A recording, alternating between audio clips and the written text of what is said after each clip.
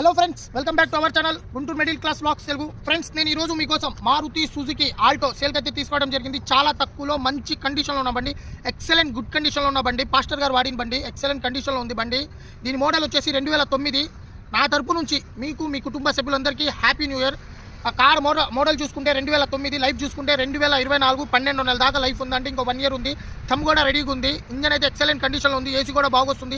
టైర్లు కూడా 4 టైర్లు ఒక 80% టైర్స్ ఉన్నాయి. బాడీ బాగుంది. సస్పెన్షన్ లైట్గా వీక్గా ఉంది.